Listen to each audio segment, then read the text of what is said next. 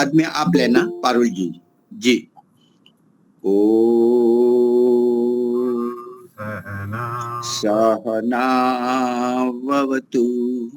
सहनौ भुनक्तु सह वीर्यं करवावहै तेजस्विनावधीतमस्तु मा विद्विषावहै। ओम शांति शांति शांति। सबका हार्दिक स्वागत है। पहले अपने चंद्रसेन जी आप भजन प्रारंभ करें। बहुत बहुत धन्यवाद। आपके सामने में सृष्टि रचाने वाले एक भजन पेश कर रहा हूँ। सृष्टि रचाने वाले कितना महान है तू, दाता दया के सागर, प्राणों का प्राण है तू। सृष्टि रचाने वाले कितना महान है तू, दाता दया के सागर, प्राणों का प्राण है तू। कितने ही पापी जग में दिन रात पाप करते, अपने किए कर्म का नहीं पश्चाताप करते। कितने ही पापी जग में दिन रात पाप करते, अपने किए कर्म का नहीं पश्चाताप करते। उन पर भी मेहर तेरी, उन पर भी मेहर तेरी, करुणा निधान है तू, दाता दया के सागर, प्राणों का प्राण है तू। सृष्टि रचाने वाले,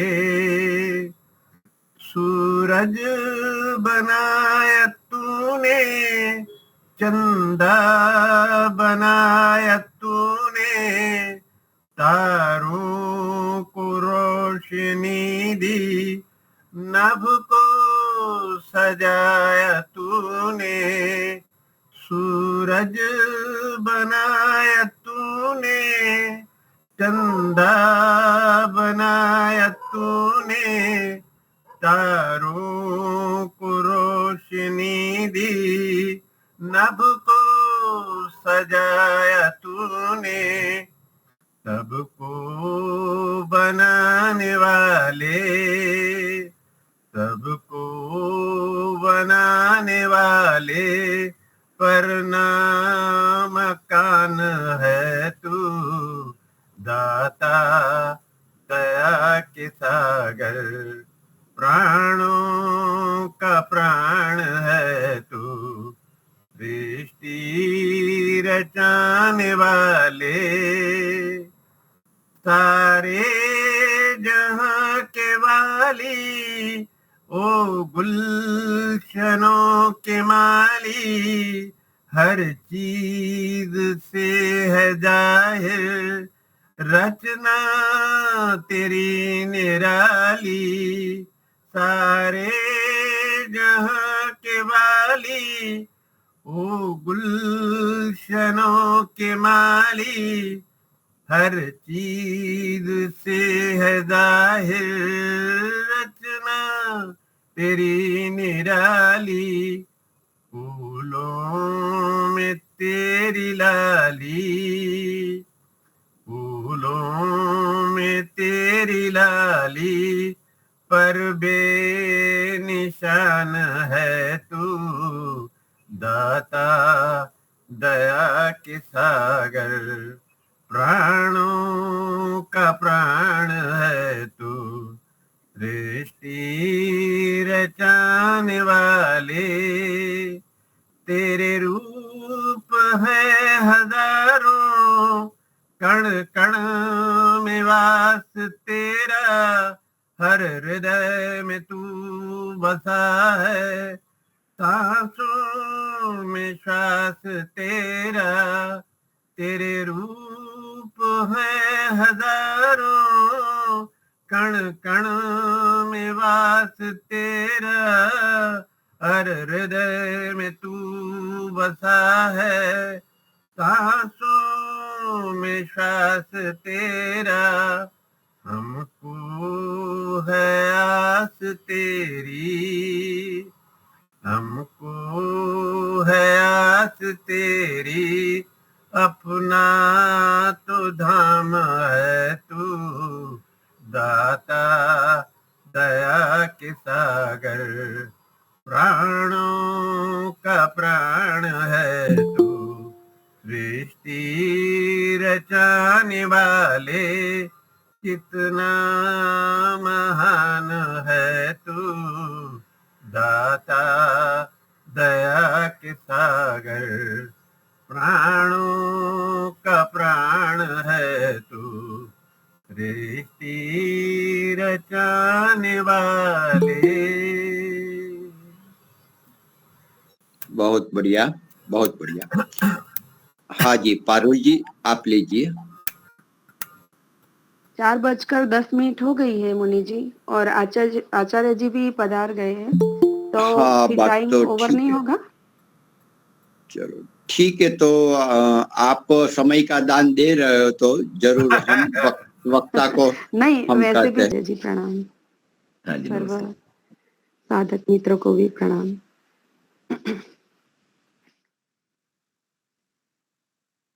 अमृतमय मंगल बेला, अमृतमय मंगल बेला, उत्सव भव्य मनाए हम। अमृतमय मंगल बेला, उत्सव भव्य मनाए हम। दिव्य अवध की जन्मभूमि पर पुनर्प्रतिष्ठित होंगे राम। राम राम जय राजा राम, राम राम जय सीता राम, राम राम जय राजा राम, राम राम जय सीता राम। राष्ट्र चेतना जग रही अब, नगर द्वार संकल्पित हो। घर घर जाए अलख जगाए, प्रभु राम की जय जय हो। राम राम जय राजा राम, राम राम जय सीता राम, राम राम जय राजा राम, राम राम जय सीता राम। राम सभी में सभी राम में, जग सारा आनंदित हो। विश्व राममय विश्व प्रेममय, राम से विश्व प्रकाशित हो। अमृतमय मंगल बेला, उत्सव भव्य मनाए हम। दिव्य अवध की जन्मभूमि पर पुनर्प्रतिष्ठित होंगे राम। बलिदानों की चली दौड़ ने कैसे कलम मिटाया है। ऐक्य भाव से और त्याग से मंदिर वही बनाया है। जन्मभूमि से विश्व गगन में प्रिय भगवत ध्वज छाया है। राम राष्ट्रमय राष्ट्र राममय, यह जग ने पहचाना है। अमृतमय यह मंगल बेला, उत्सव भव्य मनाए हम। दिव्य अवध की जन्मभूमि पर पुनर्प्रतिष्ठित होंगे राम। ध्येय प्राप्ति की और बढ़े, हमको कैसा हो विश्राम। व्रत भारत का धारे हम, साथ चले हिंदू अविराम, सबका तन मन लगा रहे, लगे आलस पर पूर्ण विराम, धर्म मार्ग पर समरस होकर, चलो जगाए सबके राम। धर्म मार्ग पर समरस होकर, चलो जगाए सबके राम।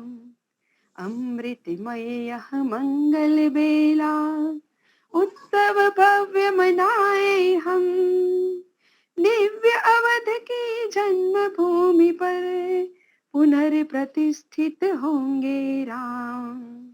राम राम जय राजा राम, राम राम जय सीता राम, राम राम जय राजा राम, राम राम जय सीता राम, राम राम जय सीता राम, राम राम जय सीता राम।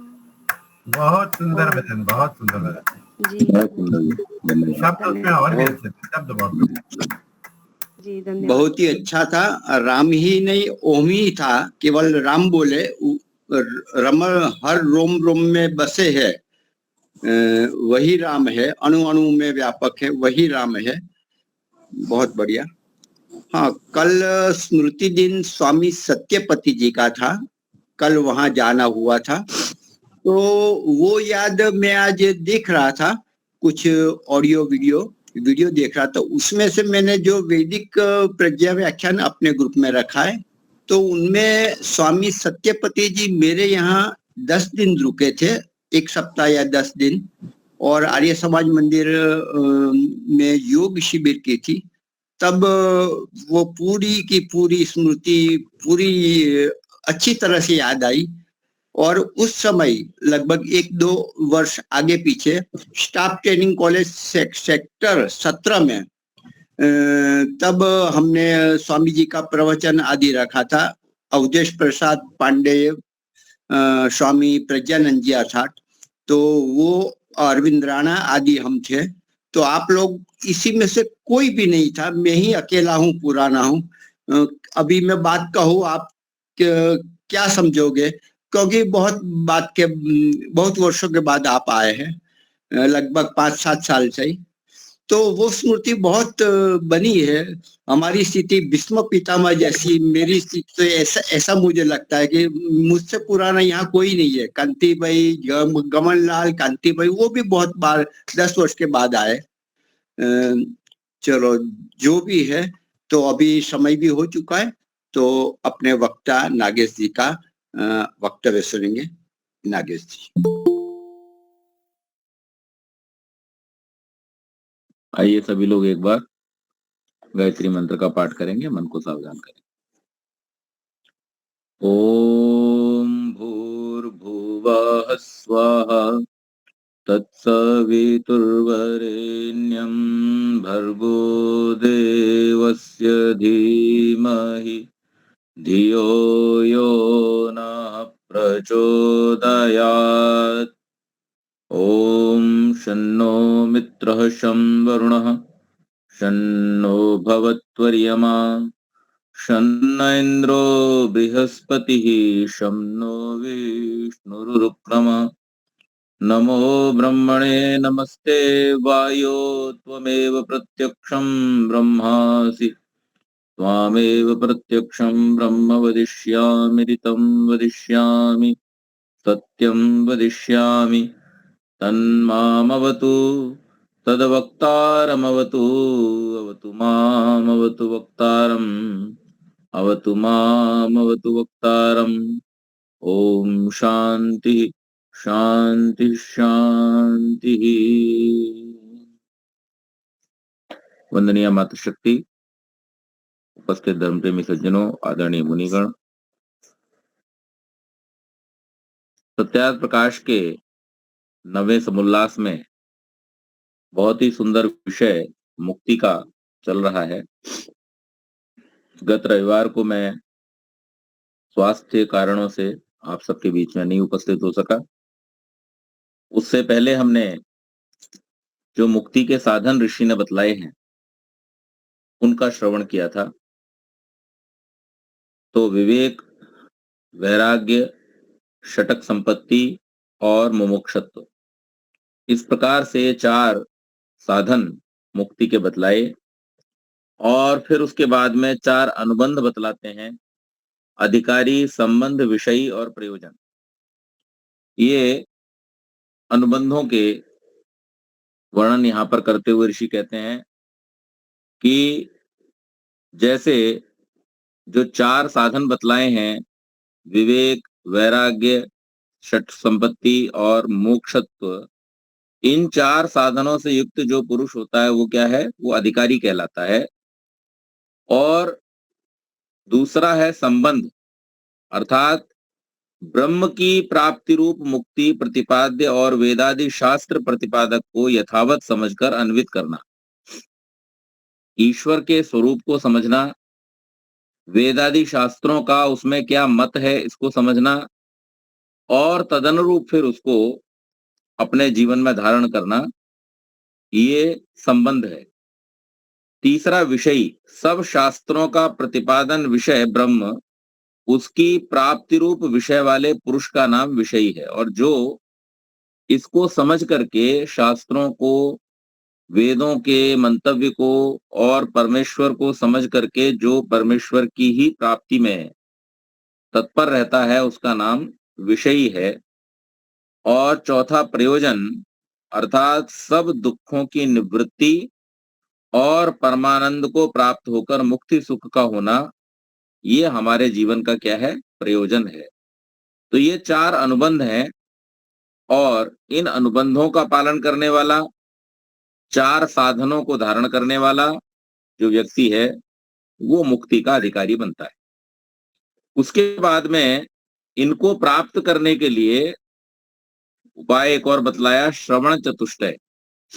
श्रवण चतुष्टय क्या है? इसमें 4 चीजें आती हैं, श्रवण, मनन, निदिध्यासन और साक्षात्कार। तो सबसे पहले श्रवण क्या है? जब कोई विद्वान उपदेश करे तब शांत ध्यान देकर सुनना, ये श्रवण है। और विशेष ब्रह्म विद्या के सुनने में अत्यंत ध्यान देना चाहिए कि यह सब विद्याओं में से सूक्ष्म विद्या है। तो अब यहां पर जो श्रवण की प्रक्रिया है, आप सबने अंग्रेजी में कुछ वर्ड सुने हैं सुनने को लेकर के। एक होता है हियर, हियर माने सुनना। एक होता है लिसन, लिसन माने भी सुनना। तो अब हियर में और लिसन में क्या अंतर है? एक, हमने ऐसे ही चलते फिरते कुछ सुन लिया, दूसरा हमने ध्यान दे करके सुना। तो जब हम विद्या प्राप्ति करना चाहते हैं तो ये आवश्यक है कि हम जो भी बात कही जा रही है, वक्ता जो कह रहा है, उस बात को पूरा ध्यान दे करके तत्परता से सुने। और विशेष रूप से जब ब्रह्म विद्या की चर्चा हो रही हो तो उस समय विशेष ध्यान की आवश्यकता होती है, क्योंकि ये विद्या कैसी है? अत्यंत सूक्ष्म है। सूक्ष्म क्यों है? अभी आपको अगर सेब के बारे में बतलाना है तो आपके सामने एक सेब रख देंगे और आपको बता देंगे कि सेब इस रंग का होता है, इस रूप का होता है, ऐसी आकृति होती है, खिला के दिखा देंगे, ऐसा स्वाद होता है। तो हमेशा के लिए आपको सेब के बारे में पता चल गया। लेकिन अगर ब्रह्म के बारे में आपको बताना है तो न तो उसे दिखा सकते हैं, न छुला सकते हैं, न चखा सकते हैं, कुछ नहीं कर सकते। तो इसलिए ब्रह्म की विद्या कैसी है? सूक्ष्म विद्या है। इसलिए जब ब्रह्म विद्या की चर्चा हो तो विशेष रूप से ध्यान दे करके सुनना चाहिए। तो इसको श्रवण पहला। दूसरा मनन, एकांत देश में बैठ के सुने हुए का विचार करना। जिस बात में शंका हो पुनः पूछना, और सुनते समय भी वक्ता और श्रोता उचित समझें तो पूछना और समाधान करना। अब जैसे हम लोग करते हैं, प्रवचन के बाद में आप लोग प्रश्न करते हैं कभी कभी, तो ये करना चाहिए। ये अच्छी बात है कि अगर कोई भी विषय से संबंधित शंका है तो उसका निवारण, निराकरण वहीं होना चाहिए। और इसलिए ये श्रवण के बाद में मनन की प्रक्रिया है कि पहले तो हम खुद विचार करें कि आज हमने जो सुना उसको सुनने के बाद में हाथ में पुस्तक लेकर के उसको अगर शब्द ध्यान में नहीं रहे हैं तो फिर से पढ़ लें और पढ़ते हुए फिर विचार करें कि इस विषय पर जो कहा गया है वो क्यों कहा गया है, उसके पीछे क्या प्रयोजन है, और अगर उसमें किसी प्रकार की शंका हो तो फिर अगले अंक में वो पूछ सकते हैं या बीच में भी पूछ सकते हैं। और उसके बाद में है निधिध्यासन। जब सुनने और मनन करने से निस्संदेह हो जाए तब समाधिस्थ होकर उस बात को ध्यान योग से देखना समझना कि वह जैसा सुना था विचारा था वैसा है या नहीं। अब ये थोड़ी सी बात जो है वो सामान्य लोगों के व्यवहार से बाहर की कर सकते हैं वो भी, लेकिन वो व्यवहार करने के लिए आपको अभ्यास की आवश्यकता होगी। जब आप किसी विषय पर इसी प्रकार से प्रत्येक बार चिंतन की प्रक्रिया को अपनाएंगे, यानी जब कोई विषय पढ़ने के लिए बैठे तो यदि किसी आचार्य के द्वारा पढ़ना है तो उस विषय को पहले से ही थोड़ा सा देख करके जाए। जैसे हमें मालूम है कि नवा समुल्लास चल रहा है और जहां तक चर्चा हो चुकी उससे आगे का जो भाग पढ़ा जाने वाला है उसको पहले थोड़ा सा स्वयं पढ़ लें और उसके बाद में जब यहाँ पर कहा जाए जो उसको ध्यान पूर्वक सुन लें। सुनने के बाद में उसके ऊपर फिर चिंतन करें, विचार करें और विचार करके शंका समाधान आदि कर लें। और जब निश्चय हो जाए कि ये बात जो कही गई है वो ठीक है तब उसके सूक्ष्म रूप को जानने के लिए समाधिस्थ होकर के उस पर विचार करें कि जो कहा गया है वो किस प्रकार से हमारे जीवन में उतरता है, किस प्रकार से संसार के नियमों के साथ में बैठता है, किस प्रकार से हमें वो ईश्वर के नियमों पर बैठता हुआ दिखाई देता है। और उसके बाद में चौथा है साक्षात्कार, अर्थात जैसा पदार्थ का स्वरूप, गुण और स्वभाव हो वैसा यथा तथ्य जान लेना। यथा तथ्य जान लेना मतलब संसार को अगर हम जानना चाहते हैं तो संसार को जानने के 2-3 तरीके हैं।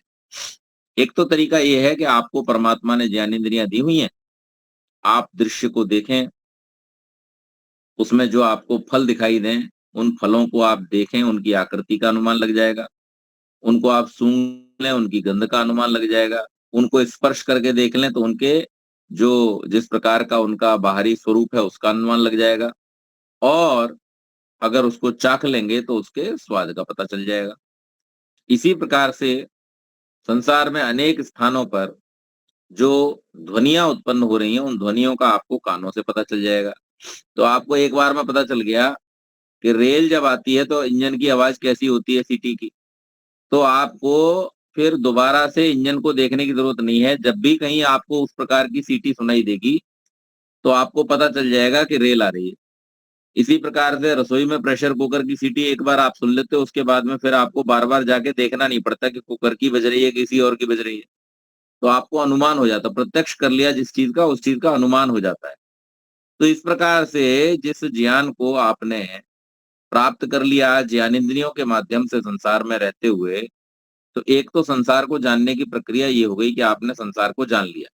आपको अब पता है पौधों की पत्तियों का रंग हरा होता है, फूलों का रंग पीला, लाल, गुलाबी सब तरह का होता है, तने का रंग ब्राउन कलर का होता है ना। सूर्य जब उगता है तब लाल सा होता है, जब दोपहर में आता है तो पीला हो जाता है, उसके बाद में फिर शाम के समय में लाल हो जाता है। ये सारे दृश्य आपने संसार के देख लिए और इन देखों को आपने समझ लिया कि हमने इसको जान लिया। लेकिन फिर इसमें जो थोड़ा सा और अधिक ज्ञानी है वो विचार करता है, क्यों, इस बात पर विचार करता है कि क्या हम जो दृश्य देख रहे हैं वही वास्तविकता है या वास्तविकता कुछ और है और हम कुछ और देख रहे हैं। जैसे हमें इस संसार में जितने रंग दिखाई देते हैं अन्य पशु पक्षियों को उतने रंग दिखाई नहीं देते। तो अगर दिखाई नहीं दे रहे हैं ये सत्य है या रंग है ही नहीं ये सत्य है, इस बात पे जब हम विचार करने बैठेंगे तो बहुत सारी ऊहा पोहा हमारे मन में होगी। सूर्य का प्रकाश 7 रंगों के अंदर बंधा हुआ है। कौन कौन से रंग हैं?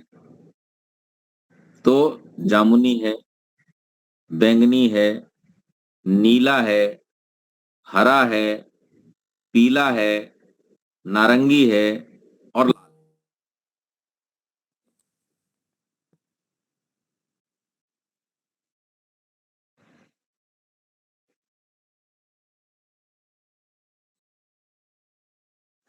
आवाज इस चली गई प्रकार से आचार्य 7 जी। रंगों अभी आ रही है। हाँ, अब बराबर है। सात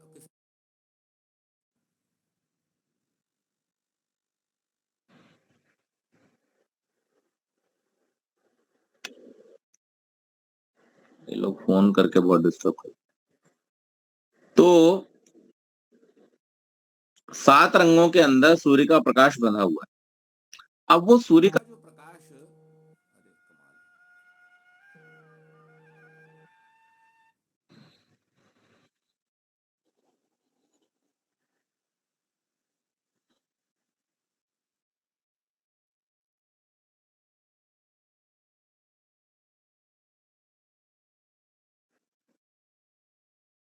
फोन काटने पर भी लोग ये नहीं समझते कि व्यक्ति व्यस्त हो सकता है।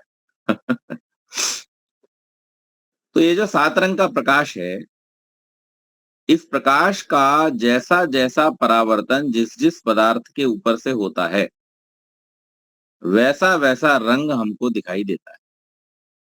क्योंकि वो परावर्तित प्रकाश जो है, जब हमारी आंख के ऊपर पड़ता है प्रकाश उस पदार्थ से टकरा करके, तो जैसी जैसी वेवलेंथ का प्रकाश होता है वैसा वैसा रंग हमको दिखाई देता है। तो रंग का दिखाई देना भी वास्तव में किस चीज पर निर्भर है? प्रकाश के तरंगों के ऊपर निर्भर है। अब इसका हम उदाहरण कर लेते हैं यहाँ पर, तो हमें समझ में आ जाएगा।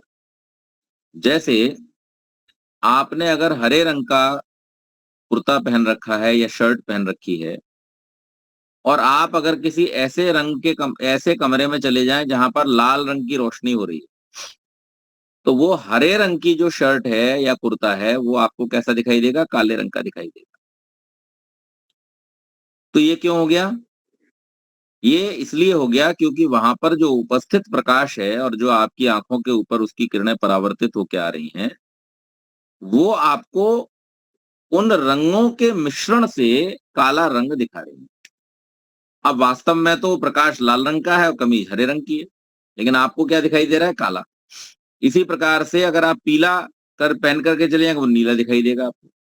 तो ये क्यों हो रहा है? ये इसलिए हो रहा है क्योंकि प्रकाश जैसा जैसा परावर्तित होता है पदार्थ से, वैसा वैसा आपको उसका अनुभव आंखों के द्वारा होता है। तो अब आप इस बात पर विचार करें कि क्या हमारी आंखें जो कुछ देख रही हैं वो सत्य है?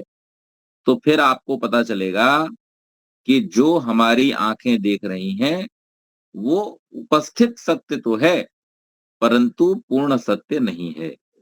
और इसीलिए बहुत सारे विद्वानों ने इस अवस्था में पहुंच करके क्या कह दिया कि केवल ब्रह्म ही सत्य है, जगत में सब कुछ मिथ्या है, क्योंकि इसकी वास्तविकता का अनुमान नहीं लगाया जा सकता।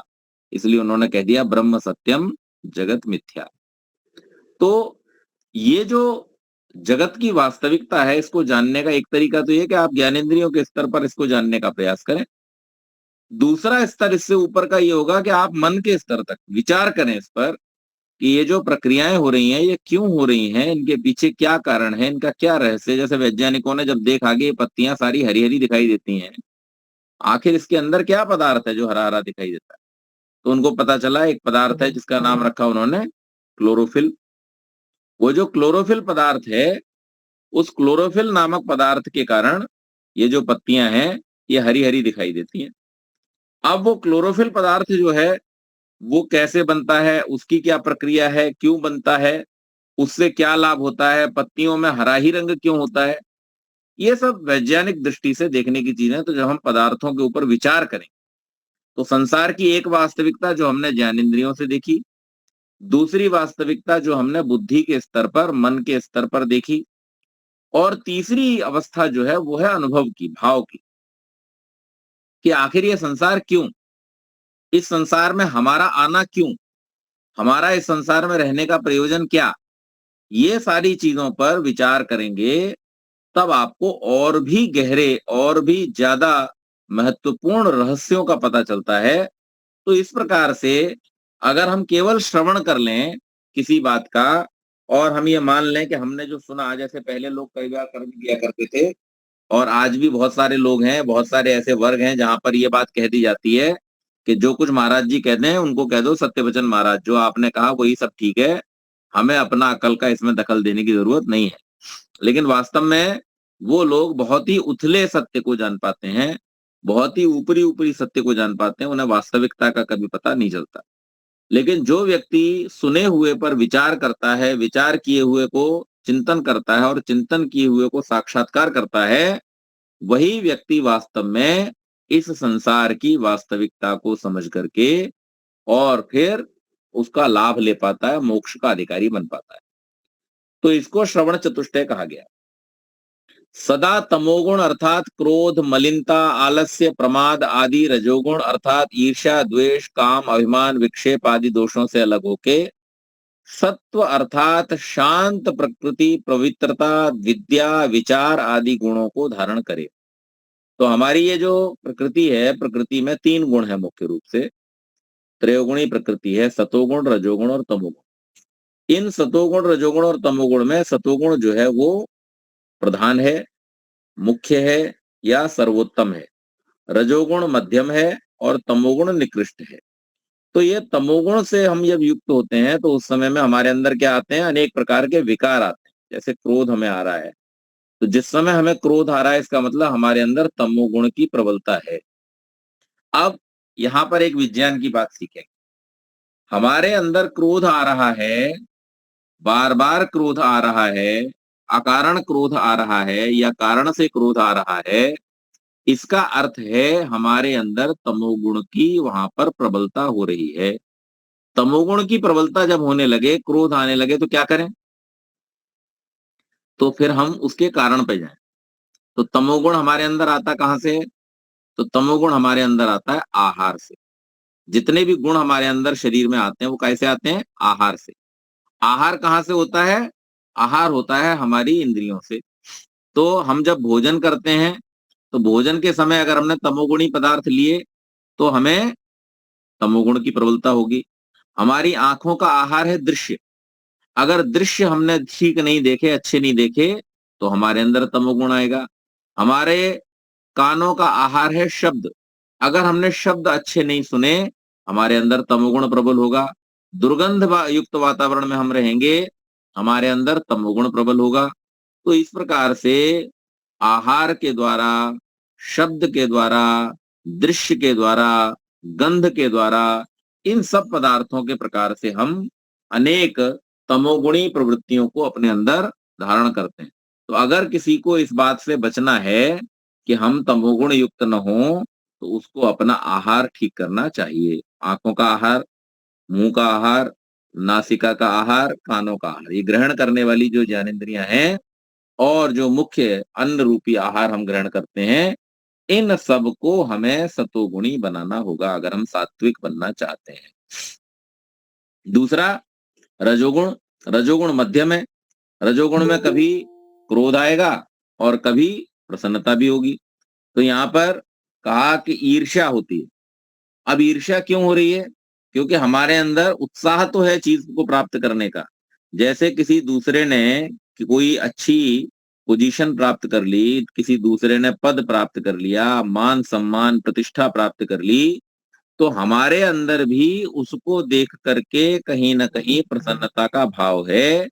इसलिए हम भी वही प्राप्त करना चाहते हैं, लेकिन दूसरे ने हमसे पहले प्राप्त कर लिया है, इसलिए हम उससे ईर्ष्या भी कर रहे हैं, द्वेष कर रहे हैं। तो ये जो मिश्रित भाव होता है, ये रजोगुण के कारण से होता है। काम है, अभिमान है, विक्षेप है, इन सब में आप देखेंगे तो थोड़ा अंश सुख का, थोड़ा अंश दुख का, थोड़ा सा पॉजिटिव, थोड़ा सा नेगेटिव मिक्स है। तो इसीलिए रजोगुण कैसा है? मध्यम है। तो यहाँ पर हमें ये ध्यान देना होता है कि इस रजोगुण से भी अंततोगत्वा तो हमको मिश्रित भले हो, लेकिन फिर भी दुख ही प्राप्त हो रहा है। तो इससे भी बचने का प्रयास करना चाहिए। तीसरा है सत्व, अर्थात जिसमें शांत प्रकृति, जिसकी हम रोज प्रार्थना करते हैं, देव शांति, अंतरिक्षम शांति, पृथ्वी शांति, आपः शांति, औषधय शांति, वनस्पतय शांति, विश्व देवा शांति, ब्रह्म शांति, सर्वम शांति, शांति ही एव शांति, सब कुछ शांति ही शांत हो। और सामा शांति रेदी, वो शांति जो सब और व्यापक हो चुकी है वो मेरे अंदर भी व्यापक हो जाए। ये प्रार्थना हम रोज करते हैं। तो हम क्या चाहते हैं? शांति चाहते हैं। वो कहां से आएगी? सत्वगुण से आएगी। तो अपने आहार को सात्विक कीजिए, मिर्च मसाला मत खाइए, अन्न का भी सेवन औषधि के रूप में कीजिए। अन्न क्या है? अन्नम वही औषधि, अन्न औषधि है। अन्न को उतना ही खाएं जितनी हम दवा खाते हैं। बाकी क्या खाएं फिर? तो बाकी खाएं फल, जो परमात्मा ने हमारे भोजन के लिए बनाए हैं।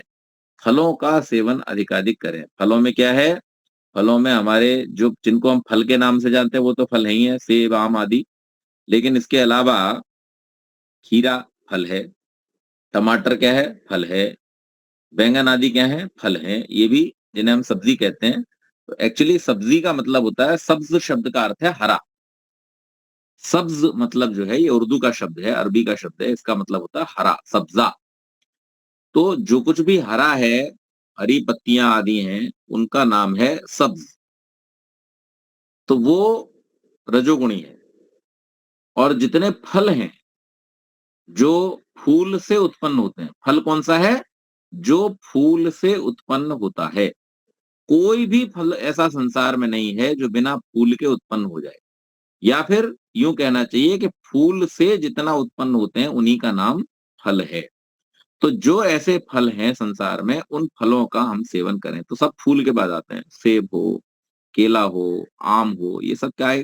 पहले फूल आता है फिर फल आता है। तो इनका हम सेवन करेंगे। तो ये कैसे हैं? सत्वगुणी हैं, सात्विक हैं, और इनसे हमारे मन में शांति, पवित्रता, विद्या, विचार आदि गुणों को हम धारण करने योग्य बन जाते हैं। जितना जितना हम शांत होंगे, जितना जितना हम विद्यावान होंगे, जितना जितना हमारा आहार विहार पवित्र होगा, और हमारा आचरण जब इसके अनुसार पवित्र होता जाएगा, उतना उतना हम मोक्ष के अधिकारी बन जाएंगे। क्योंकि हमने ये जाना था पहले कि जो साधन है उसमें विवेक है, वैराग्य है, षटक संपत्ति है, जिसमें शम दम तितिक्षा आदि हैं, और उसके बाद में मुमुक्षुत्व। तो ये जो स्थिति उत्पन्न होगी, ये केवल और केवल सात्विक आहार को ग्रहण करने से ही हो सकती है। राजसिक और तामसिक में ये होना संभव नहीं। और इसीलिए मैं फिर दोहरा देता हूं कि जो हमारे ऋषिगण थे, या जितने भी प्राचीन ग्रंथों में आप पढ़ेंगे, रामायण में, महाभारत में, और जितने भी ऐतिहासिक ग्रंथ हैं उनमें जब आप पढ़ेंगे प्राचीन काल का, तो आपको ये पता चलेगा जितने वानप्रस्थी लोग जंगलों में रहा करते थे, ऋषि मुनि रहा करते थे, क्या खाते थे? कंद और मूल खाया करते थे और फल खाया करते थे। तो कंद क्या है? आलू आदि कंद है, आलू है, शकरकंद है, ये सब क्या है? कंद। और मूल, मूली है, गाजर है, शलगम है, ये सब क्या है? मूल है। और फल मैंने आपको बतलाया, फूल से जो निकलते हैं वो फल है। तो कंद, मूल और फल, इनको वो सब खाया करते थे। तो उससे क्या रहता था? शांति रहती थी।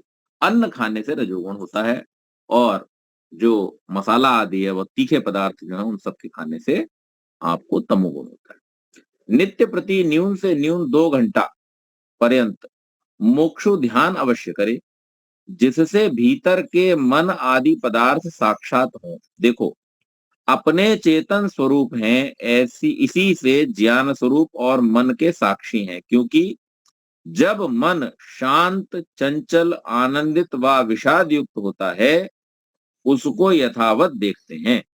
वैसे ही इंद्रियां, प्राण आदि का ज्ञाता, पूर्व दृष्ट का स्मरण करता, और एक काल में अनेक पदार्थों के वेत्ता, धारण कर्षण करता और सबसे पृथक हैं। जो पृथक न होते तो स्वतंत्र करता, इनका प्रेरक अधिष्ठाता कभी नहीं हो सकते। अब यहाँ क्या कहा है बात कि प्रतिदिन 2 घंटा हम क्या करें? ध्यान करें। और ध्यान किसका करें? ध्यान में क्या करें? तो अपने अंतःकरण को जाने। अंतःकरण में क्या क्या आता है? मन, बुद्धि, चित्त और अहंकार। ये अंतःकरण के 4 विभाग हैं। इन चारों विभागों का साक्षात करना अभ्यास से होगा, ऐसे ही नहीं होगा। आप जब अभ्यास करेंगे तब आपको वो दिखने लगे। उदाहरण देता हूं, जैसे कोई व्यक्ति हाथ में बंदूक ले ले और बंदूक लेकर के या धनुष बाण लेकर के सामने रखे हुए जो निशान है, निशाना जिस पर लगाना है, उसको देखे। तब आप मुझे ये विचार करके बतलाइए कि जो व्यक्ति एक बहुत अच्छा निशानेबाज है और जिस व्यक्ति ने आज पहली बार निशाना लगाने का प्रयास किया है, सामने रखा हुआ निशान दोनों व्यक्तियों को एक जैसा दिखेगा या अलग-अलग दिखेगा? तो आपका उत्तर होगा कि दोनों ही व्यक्तियों को अगर उनकी आंखें ठीक हैं, तो सामने निशान एक जैसा दिखाई देगा। और ये सत्य है। सामने रखा हुआ जो निशान है, वो अगर दोनों व्यक्तियों की आंखें ठीक हैं, तो दोनों को एक ही जैसा दिखाई देगा। परंतु एक व्यक्ति उसी बंदूक से, उसी धनुष से निशाने को बराबर भेद देता है और दूसरे व्यक्ति का कभी ऊंचा जाता है, कभी नीचा, कभी दाएं, कभी बाएं, लेकिन जहां लगना चाहिए वहां नहीं लगता। ऐसा क्यों हो रहा है? तो ये हो रहा है अनभ्यास के कारण। इसका अभ्यास करना पड़ेगा। वही व्यक्ति अगर प्रतिदिन थोड़ा थोड़ा समय अभ्यास करेगा, तो जिसका निशाना नहीं लग रहा था, दिखाई देते हुए सामने रखी चीज जिसको निशाना नहीं लग रहा था, उस व्यक्ति का भी यथावत निशाना बराबर लगना शुरू हो जाएगा अभ्यास से। दूसरा उदाहरण, आपके सामने कोई बहुत सुंदर पेंटिंग रख दी जाए और आपसे कहा जाए इसकी प्रतिकृति बनाइए, इसको दोबारा से बनाइए।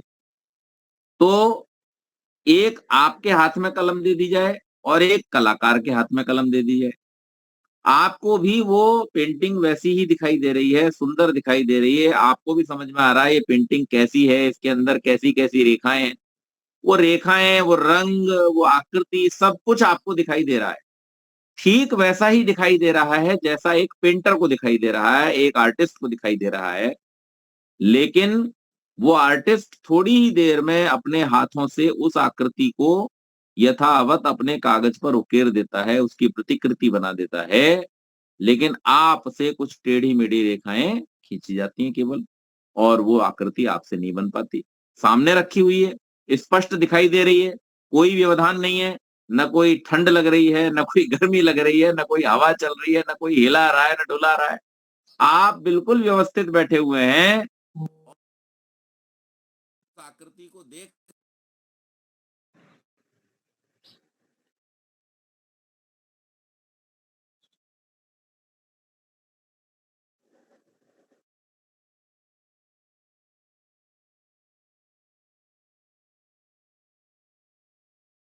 बराबर आप उस आकृति को देख रहे हैं, लेकिन बार बार देखी जाने वाली उस आकृति को भी बनाना आपके लिए मुश्किल होता है। आप इसका अभ्यास भी करके देख सकते हैं, घर में करके देखिए कभी। आप कोशिश कीजिए कि हमारे घर में जो जितनी पेंटिंग रखी हुई हैं, उन पेंटिंग्स में से किसी को सामने लीजिए, या अपने पूर्वजों का कोई चित्र हो, उस चित्र को लीजिए, अपना ही चित्र ले लीजिए जिसको आप रोज शीशे में देखते हैं, उस चित्र को ले लीजिए और अपने चित्र को ही बनाने की कोशिश कीजिए हाथों से। तो आप देखेंगे कि आपसे बनेगा नहीं। लेकिन जो व्यक्ति कलाकार है, जिसने उसका अभ्यास किया हुआ है, वो आपको चाहे पहली ही बार क्यों न मिला हो, लेकिन फिर भी आपको सामने बिठा करके फटाक से वो आपकी आकृति बना करके तैयार कर देता है। ये क्यों हुआ? इसके पीछे एक ही कारण है और वो है अभ्यास। जिस व्यक्ति ने अपने हाथ और अपनी बुद्धि और अपनी ज्ञानेंद्रियां, यानी इसको क्या बोलते हैं, माइंड बॉडी कोऑर्डिनेशन। क्या बोलते हैं इसको? Mind body coordination. Mind body coordination का मतलब क्या है कि आप देखते किससे हैं? आंख से। आंख क्या है? ज्ञानेंद्रिय है। और ये जो सूचना पहुंचाती है, किसको पहुंचाती है? मन को। और मन आदेश देता है हाथ को। हाथ क्या है? कर्मेंद्रिय है। तो एक ज्ञानेंद्रिय और एक कर्मेंद्रिय के बीच में जो मन है, इस मन के साथ में इन दोनों का प्रॉपर कोऑर्डिनेशन हो और ये जैसा देखे वैसा करने के लिए आपकी कर्मेंद्रिय को प्रेरित करे, इसके लिए आपको अभ्यास की आवश्यकता होती है। इस कार्य को करने के लिए आपको अभ्यास ही करना पड़ेगा, इसके अलावा कोई उपाय नहीं। इसी प्रकार से हमारा जो मन है, वो मन क्या है? मन ज्ञानेंद्रिय भी है, कर्मेंद्रिय भी है, दोनों से जुड़ा हुआ है। ज्ञानेंद्रियों से भी जुड़ा हुआ है और कर्मेंद्रियों से। ज्ञानेंद्रिय वाला रस भी लेता है और कर्मेंद्रियों को प्रवृत्त भी करता है। तो ये जो उभय मन है हमारा, उभय इंद्रिय मन है, 11वीं इंद्रिय जिसको बोलते हैं, इस मन के कार्यों को करने के लिए हमें अभ्यास की आवश्यकता होती है। तो मन जो है वो इस बात के लिए तो पहले से प्रिपेयर्ड है ज्ञानेंद्रियों की तरह, कि जैसे ज्ञानेंद्रियों को देखने के लिए दृश्य को सीखने की जरूरत नहीं होती, आंख को देखने के लिए सीखने की जरूरत नहीं है, कान को सुनने के लिए सीखने की जरूरत नहीं है, नाक को सूंघने के लिए सीखने की जरूरत नहीं, जिह्वा को चखने के लिए सीखने की जरूरत नहीं। ये सब जो है, और त्वचा को नरम, कठोर, गरम, ठंडा, ये स्पर्श का आभास करने के लिए किसी ट्रेनिंग की जरूरत नहीं होती, ये ज्ञानेंद्रियां हैं। तो इसी प्रकार से हमारा जो मन है, जब अच्छे दृश्य को देखता है तो सुखी होता है, जब किसी विभत्स दृश्य को देखता है तो दुखी होता है, जब किसी भयानक दृश्य को देखता है तो डर जाता है। इसके लिए आपको मन को सिखाने की जरूरत नहीं पड़ती। छोटे से बच्चे के ऊपर भी आप हाथ उठाओ, वो अपने आप को बचाने की कोशिश करेगा। तो वो क्यों कर रहा है अपने आप को बचाने की कोशिश? वो अपने आप को बचाने की कोशिश इसलिए कर रहा है क्योंकि उसका जो मन है वो ज्ञानेंद्रिय है और वो अपना काम जानता है। लेकिन अपने मन से जो हमने देखा, जिस प्रकार का अनुभव किया, उसको फिर से करने के लिए जो हमें कर्मेंद्रिय मिली हैं, उन सभी कर्मेंद्रियों को अभ्यास की आवश्यकता होती है। आप कितना ही अच्छा राइटिंग देख लें, लेकिन लिखने के लिए आपको अभ्यास की जरूरत पड़ेगी। आप कितनी ही अच्छी गाड़ी को देख लें, उसके बारे में सारी जानकारी, ड्राइविंग के बारे में सारे नियम आप पढ़ लें, लेकिन चलाने के लिए आपको अभ्यास की आवश्यकता होगी। इसी प्रकार से मन चाहे कितनी ही बार क्यों न सुन ले, जैसे अभी हमने सुना, सत्यार्थ प्रकाश में पढ़ा कि न्यूनातिन्यून 2 घंटा बैठ के ध्यान करे, चिंतन करे, मन को साक्षात करे और निधिध्यासन की प्रक्रिया करे। लेकिन ये ऐसे होने वाला नहीं है, इसके लिए आपको अभ्यास करने की आवश्यकता पड़ेगी। बार बार जब आप अभ्यास करेंगे तो फिर आप, एक बार जब अभ्यस्त हो गए, फिर आपको दिक्कत नहीं आएगी। और फिर आप जैसे ही आंख बंद करके बैठेंगे, तो जैसे गाड़ी में बैठ करके आदमी आजकल फोन पे बात रहता है, ब्रेक भी लगता रहता है, एक्सीलेटर भी चलता रहता है, सबको ध्यान भी रहता है, गाड़ी में भी बातचीत होती रहती है और कहीं गड़बड़ नहीं होती। इसी प्रकार से मन भी जब एक बार अभ्यस्त हो जाता है ध्यान आदि का, तो उसके बाद फिर आपको कठिनाई नहीं होती, फिर वो इधर उधर भागता नहीं। तो यहाँ महर्षि यही बात कह रहे हैं कि न्यून से न्यून 2 घंटा पर्यंत मुमुक्षु व्यक्ति जो है, जो मोक्ष को प्राप्त करने का इच्छुक व्यक्ति है, ईश्वर के आनंद को जो प्राप्त करना चाहता है, ऐसे प्रत्येक व्यक्ति को प्रतिदिन न्यूनातिन्यून 2 घंटा बैठ करके ध्यान अवश्य करना चाहिए। और इससे लाभ क्या बतलाया कि इससे हमारे अंदर जो हमारा मन, बुद्धि, चित्त और अहंकार, यानी हमारा जो अंतःकरण है, इस अंतःकरण का हमको साक्षात होगा। और जब इसका साक्षात होगा तो इसके दोषों के बारे में हमको पता चलेगा कि इसमें कहाँ कहाँ गड़बड़ी हो रही है, कहाँ कहाँ हमको सुधार की आवश्यकता है। जितना जितना आप इसे जानते जाएंगे, उतना उतना आप इसे सुधारते जाएंगे। जितना जितना आप इसे सुधारते जाएंगे, उतना उतना आप ईश्वर के निकट होते चले जाएंगे। तो आगे कहा, जो पृथक न होते तो स्वतंत्र कर्ता इनका प्रेरक अधिष्ठाता कभी ना हो सकता। तो ये सारे के सारे जो अंग हैं, ये सारे के सारे जो अंतःकरण और बाह्यकरण के अंग हैं, ये सब आपसे भिन्न हैं। और ये भिन्न अगर न होते तो फिर आप स्वतंत्र क्यों कहलाते, आप कर्ता क्यों कहलाते। अब इसमें कहा क्या गया कि इसमें बाधा कहाँ उत्पन्न हो रही है? तो अविद्या, अस्मिता, राग, द्वेषाभिनिवेशाः पंच क्लेशाः। अविद्या, जिसका स्वरूप कहा, क्या बतलाया विद्या का? कि यथावत न जानना, यह अविद्या है। जो जैसा है उसको वैसा न जानना, कुछ अन्य ही मानना, उसका नाम अविद्या है। दूसरा अस्मिता, वर्तमान बुद्धि को आत्मा से भिन्न न समझना, ये अस्मिता कहलाता है। और जैसे अभी बतलाया कि ये जो अंतःकरण और बाह्यकरण के अंग जो हैं वो आत्मा से भिन्न हैं, इनको भिन्न न समझना, ये क्या कहलाता है? अस्मिता कहलाता है। और सुख में प्रीति, संसार में जहां सुख दिखाई दे उसमें आप अपना अनुराग प्रीति करें, उसे राग कहते हैं। और दुख में अप्रीति, दुख को आप प्राप्त करना नहीं चाहते तो वो द्वेष हो जाता है वहां पर आपका। और सब प्राणी मात्र को यह इच्छा सदा रहती है कि मैं सदा शरीरस्थ रहूं, मरूं नहीं।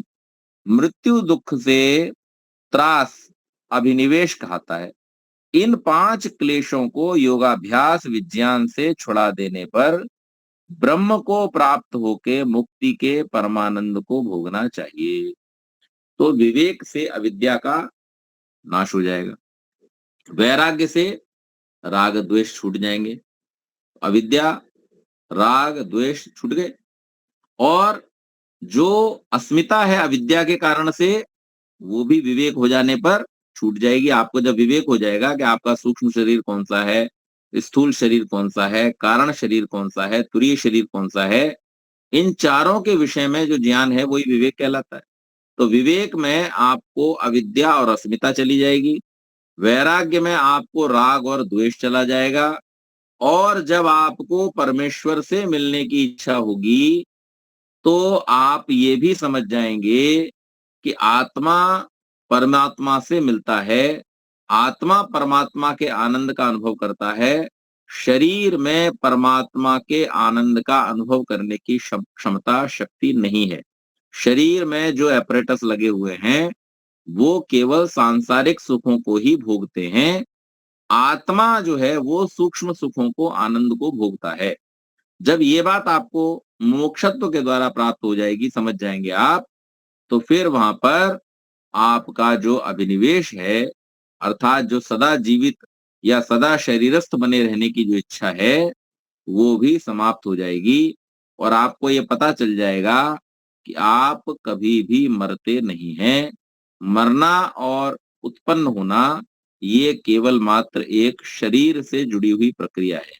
जब आत्मा शरीर में प्रवेश करता है, नए शरीर में प्रवेश करता है, तो उसका नाम जन्म है। जब उस शरीर को छोड़ करके आगे चल देता है, उसका नाम मृत्यु है। इतना ही इसकी वास्तविकता है, इससे ज्यादा इसकी कोई वास्तविकता नहीं है। और ये व्यवस्था जो है वो पूरी की पूरी परमात्मा के हाथ में है।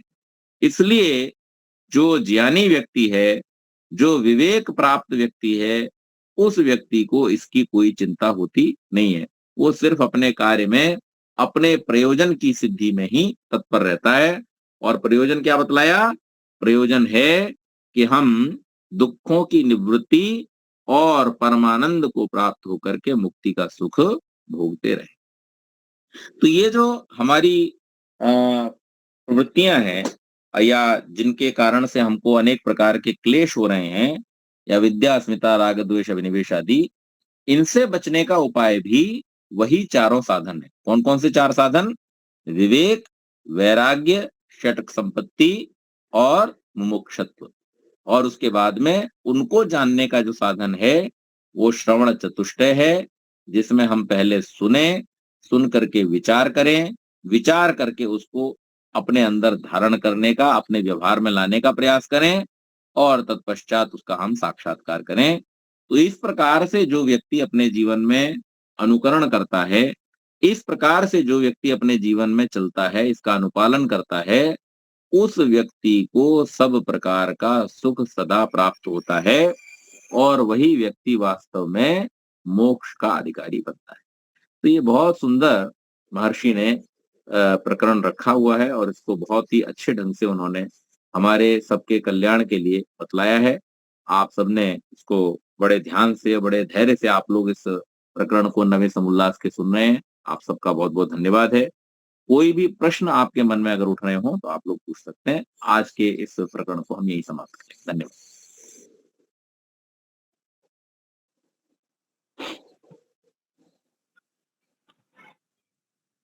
जी प्रश्न पूछिए। कोई शशांक जी आप पूछना चाहते हो?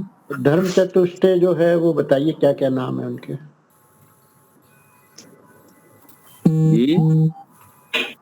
धर्म चतुष्टय, विवेक, वैराग्य, मोक्ष से पहले जो बताया आपने, धर्म चतुष्टय। हाँ, साधन चतुष्टय। हाँ, साधन चतुष्टय। साधन चतुष्टय में विवेक है, वैराग्य है, षटक संपत्ति है और मुमुक्षुत्व, ये 4 है। ठीक है। हाँ अच्छा पंडित जी, हाँ जी। एक एक आपने जो बताया उसमें ये जो आत्मा का आनंद जो है वो चाहे भौतिक हो चाहे ऐश्वर्य ईश्वर का हो, दोनों में क्या अलग अलग होता है? नहीं, देखिए, जो भौतिक सुख हैं वो सब आपको शरीर से अनुभव हो सकते हैं, लेकिन जो आनंद है, आत्मिक जो आनंद होता है, वो आपको शरीर से अनुभव नहीं हो सकता। ऐसा भी कई बार होता है कि शरीर दुख का अनुभव कर रहा होता है लेकिन आत्मा आनंदित होता है। हाँ, ये ऐसा बात सही। अनेक बार होता है। जी हाँ, जी देखिए, हाँ। आप अनेक उदाहरण आपको ऐसे मिल जाएंगे। माता को अनेक प्रकार का कष्ट होता है लेकिन फिर भी वो मन में आनंदित होती है ना? जब कोई किसी बड़े काम के लिए जा रहे होते हैं, लोग बड़े उद्देश्य के लिए जा रहे होते हैं, तो पैरों को कष्ट हो रहा होता है, शरीर विपरीत अनुभव कर रहा होता है, दुख का अनुभव कर रहा होता है, लेकिन फिर भी मन में उत्साह रहता है, आनंद रहता है। तो शरीर की जो सीमा है वो केवल सांसारिक या भौतिक पदार्थों के ही सुखों को अनुभव करने की है।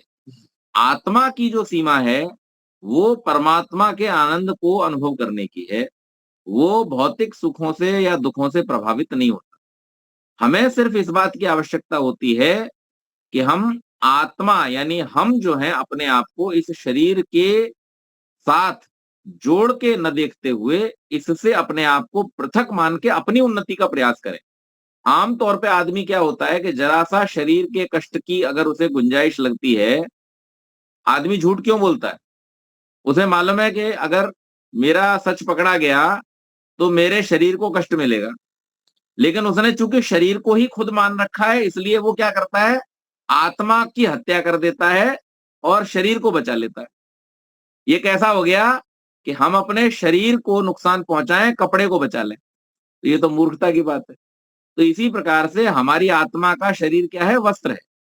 तो शरीर हमारे लिए साधन है, हम शरीर नहीं है, हम शरीर से पृथक है। इसका नाम है वैराग्य।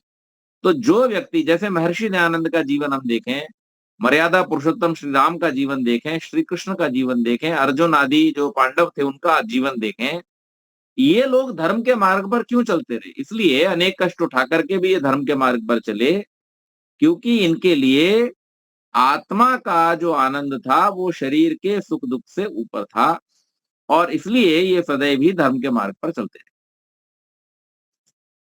बहुत अच्छा, बहुत अच्छा, आज मजा आ गया। पंडित जी, हाँ जी, हाँ जी। ये बात हुई ना कि आत्मा में सुख का गुण नहीं है, आनंद का गुण है। आनंद का गुण है, सुख का नहीं है। जब नहीं, आत्मा किसने कहा?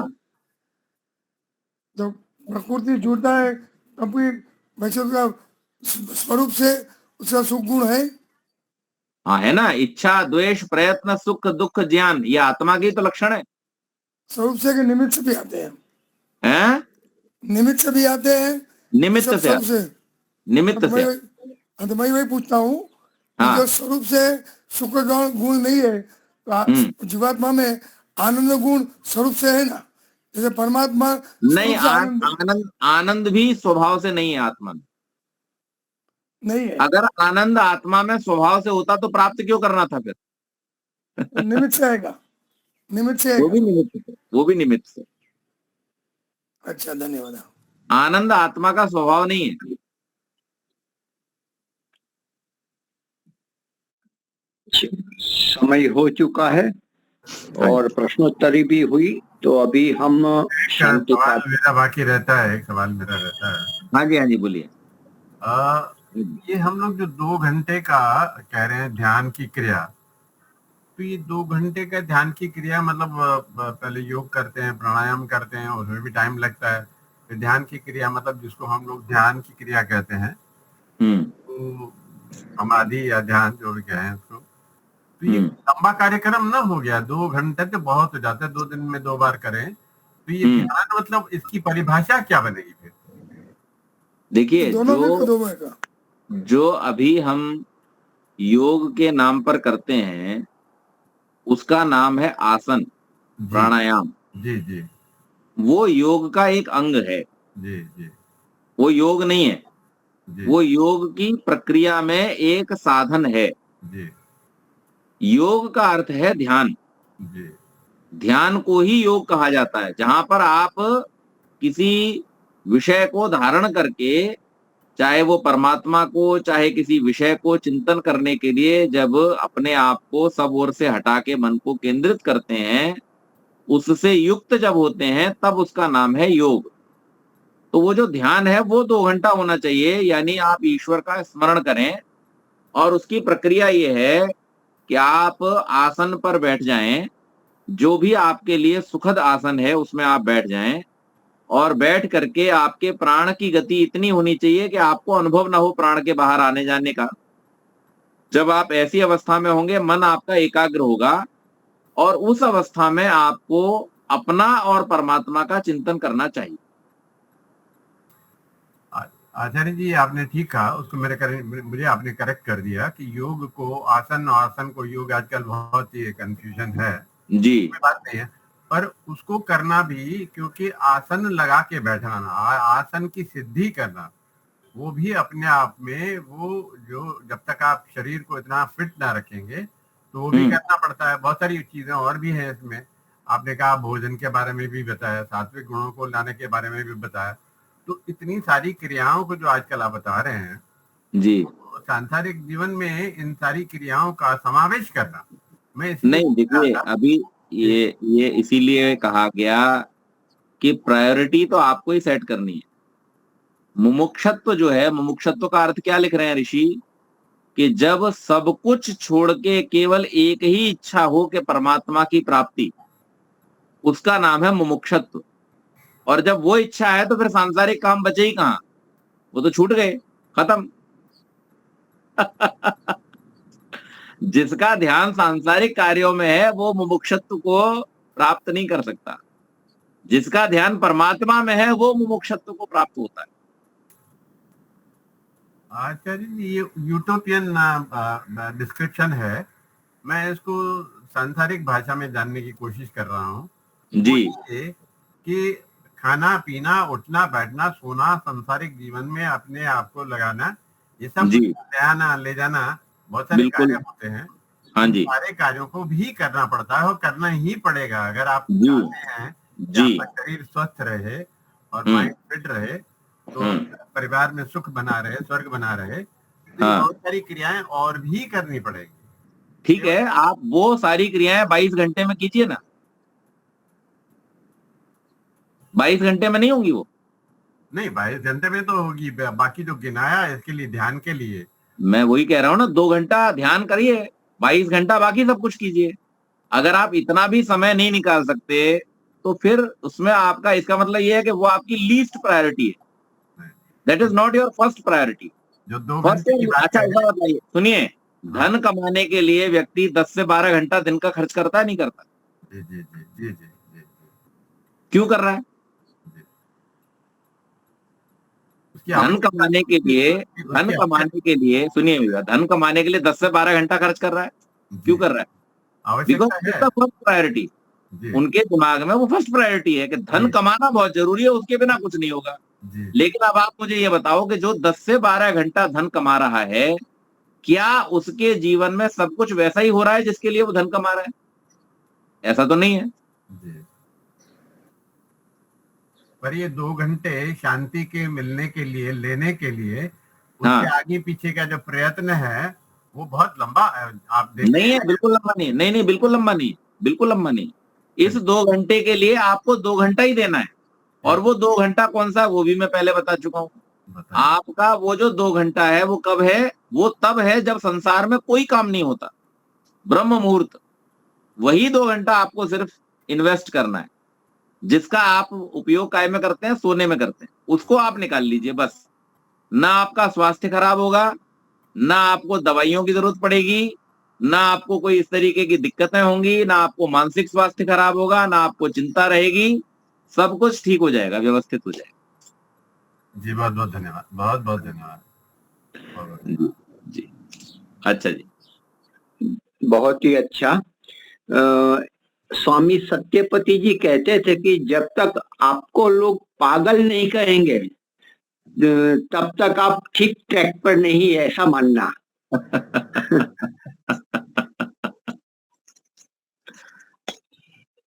शांति पाठ करते हैं, समय भी हो चुका है। जी। ओम द्यौ शांतिरंतरिक्षं शांति पृथ्वी शांतिराप शांतिरौषधय शांति वनस्पतयः शांतिर्विश्वेदेवा शांतिर्ब्रह्म शांतिर्सर्वं शांतिः शांतिरेव शांतिः सामा शांतिरेधि। ओम शांति शांति शांति। सर्वेभ्यो नमः। नमस्ते जी। ओ सादर नमस्ते जी। नमस्ते जी, धन्यवाद।